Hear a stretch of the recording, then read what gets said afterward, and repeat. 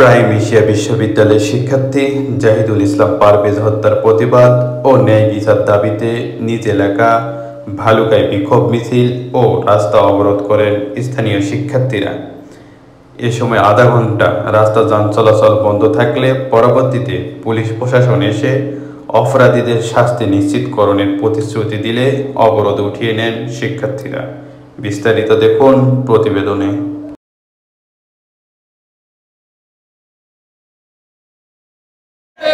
বালুকার সন্তান সে prime Asia ইউনিভার্সিটির ছাত্র, তাকে গতকাল বিকাল 4 ঘটিকায় কিছু আততায়ী সন্ত্রাসীরা তাকে ছুরিকাঘাত করে নিহত করেছে। আমরা এই প্রতিবাদ জানাই। এই ছুরির সাথে যারা জড়িত এবং প্রত্যক্ষভাবে যারা ছিল তাদের ভিডিও ফুটেজ অলরেডি আমরা পেয়েছি। এই ভিডিও ফুটেজ অনুসারে তাদের গ্রেপ্তার করার জন্য আহ্বান জানাই। এই সরকারকে আগামী 24 ঘন্টার ভিতর তাকে গ্রেপ্তার করে তার জন্য তীব্র দাবি জানাচ্ছি। যতক্ষণ পর্যন্ত খুনিদেরকে গ্রেপ্তার করা না হবে, আমরা ভালুকা উপজেলা ছাত্রদল সহ বাংলাদেশে এই ব্যাপারে দুর্বার আন্দোলন করে তুলব ইনশাআল্লাহ। 5ই আগস্টের পর থেকে এই আওয়ামী দূষররা বিভিন্নভাবে প্রপাগান্ডা ছড়িয়ে ঢাকা বিশ্ববিদ্যালয় সহ বিভিন্ন বিশ্ববিদ্যালয়ে তারা সন্ত্রাসী কায়েম করছে। এই সন্ত্রাসী কায়েমের তীব্র নিন্দা ও প্রতিবাদ জানাই।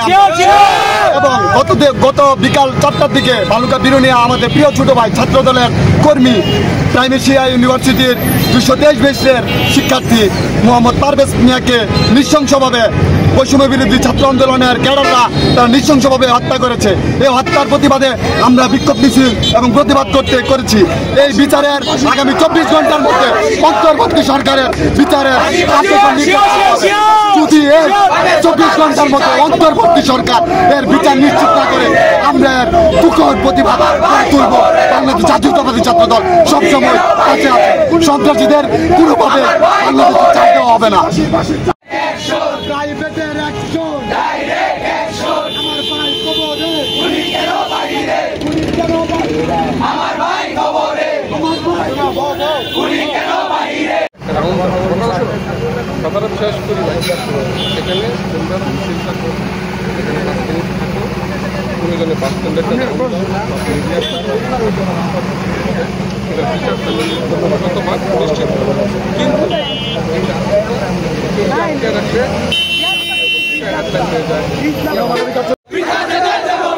আমার ভাইয়ের রক্ত বিনা যেতে দেব না, আমার ভাইয়ের রক্ত বিনা যেতে দেব না।